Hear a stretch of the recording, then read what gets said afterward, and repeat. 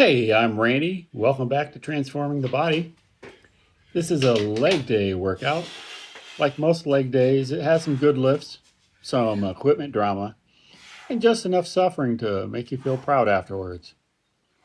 I've lost a good chunk of fat, kept most of my muscle, and I'm not done yet. I'll show you what I'm doing, what's working, and what broke along the way. So let's jump in.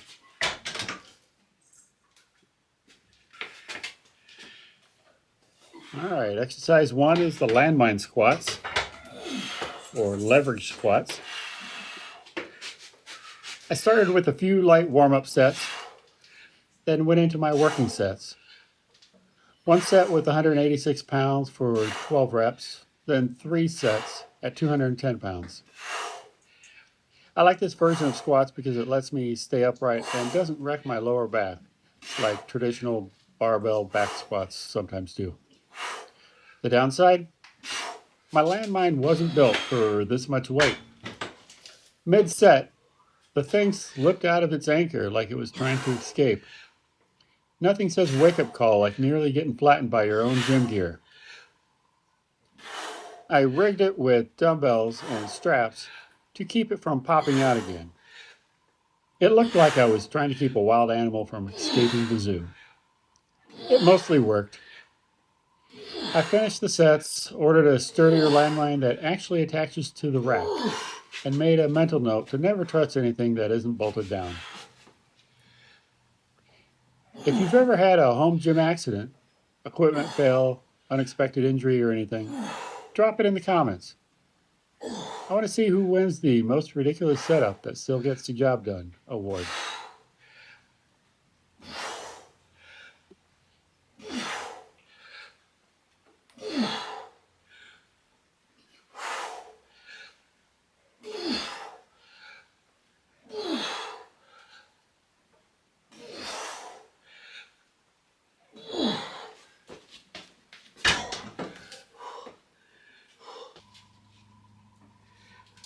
Next up, RDLs, Romanian deadlifts. I did 2 warm-up sets to ease the hamstrings into it, then 4 working sets at 175 pounds. This is one of those lifts that looks simple but demands focus. If you get the hinge wrong, you're just folding over with weight in your hands, and that's a great way to mess up your back. Done right though, it lights up your hamstrings and glutes. I try to keep a slight bend in the knees, push the hips back, and keep my back tight. It's kind of like bowing to an invisible god while holding weights, and hoping for glute gains instead of judgment.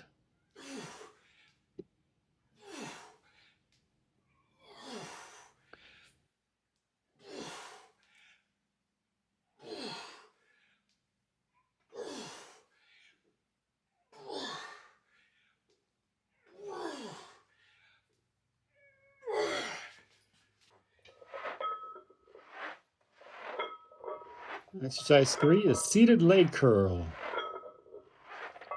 Okay, story time. My leg curl extension machine broke.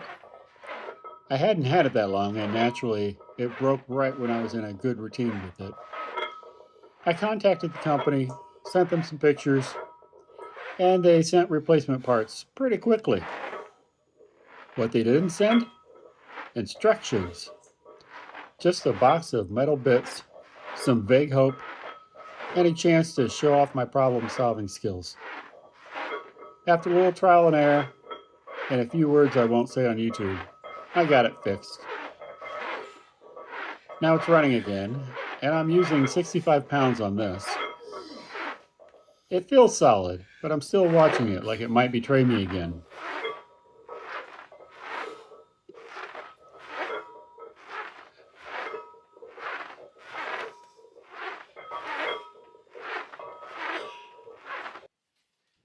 Next up, standing calf raises. I'm using a U-cup and a stack of plates on a DIY setup that looks like it was invented by someone watching too many survival shows. I'm loading 205 pounds for this. Now calves are stubborn. You can train them with high reps, low reps, body weight, barbell, you name it, and they'll still pretend not to notice. So my goal here is simple. Full stretch at the bottom, full contraction at the top, and just enough pain to know I'm doing it right. I try to pause at the bottom to get the deep stretch before pushing up hard. It's a simple move, but with heavy weight, it burns fast. Plus, I kind of like how this setup makes it look like I'm lifting something that belongs on a construction site. Bonus points if it actually builds calves. Also, for anyone wondering, yes, the U-Cup is legit. I just like gear that does what it says it'll do, unlike certain machines that ghosted me mid-set earlier this week.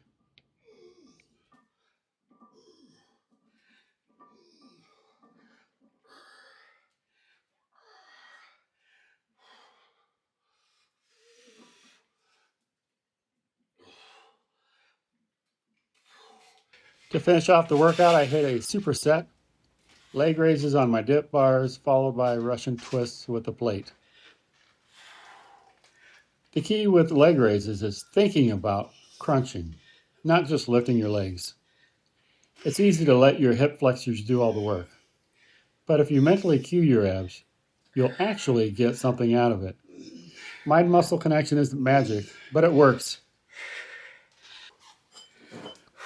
Then it's straight into Russian twists.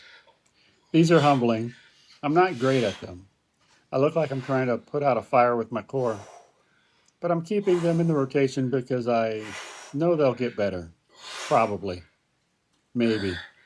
Eventually.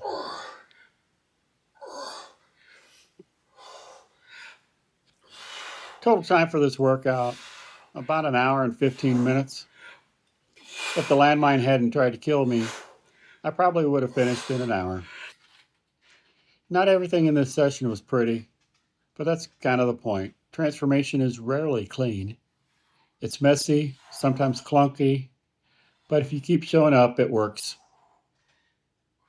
What's your favorite leg day move, or your least favorite? Let me know in the comments. It helps the channel, and I'm curious how many of us secretly hate the Bulgarian split squats. Thanks for being here. And if you like this, give it a thumbs up and subscribe so you won't miss on what's coming next. I'll be back soon with more. Until then, train hard, keep fixing what breaks, and stay after it.